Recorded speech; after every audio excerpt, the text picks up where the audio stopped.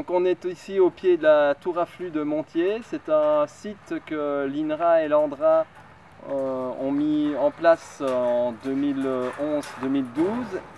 Un site qui est prévu pour mesurer les échanges de CO2, de vapeur d'eau et d'énergie entre la forêt de Montier, une hêtraie, et l'atmosphère. Donc ici on est à 35 mètres de haut, on est approximativement à 7 ou 8 mètres au-dessus du couvert végétal et on a un système d'édicovariance, covariance turbulente en français, qui permet de mesurer le flux net de CO2 qui est échangé entre la forêt et l'atmosphère. Ce flux net comprend la respiration de l'atmosphère et tout ce qui est assimilation de CO2 par photosynthèse par les feuilles.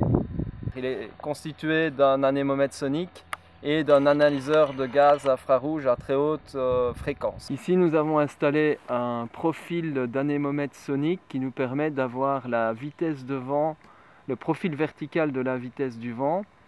Ça nous permet de voir comment le vent pénètre dans le couvert et comment les échanges se font à l'intérieur du couvert.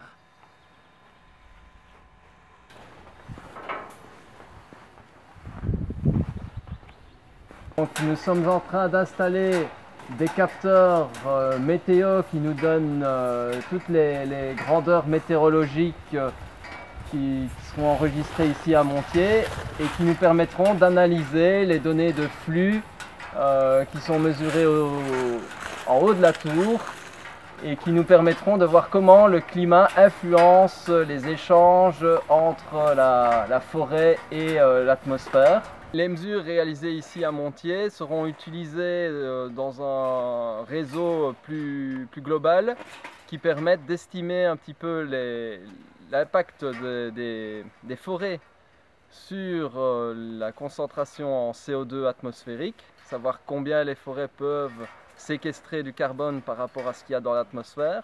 Et d'autre part, on analyse les données pour comprendre comment la croissance de la forêt et ce qu'elle absorbe comme carbone, ce qu'elle séquestre pour croître, comment cette croissance est influencée par le climat et comment éventuellement on peut prédire l'impact des changements climatiques futurs sur cette croissance.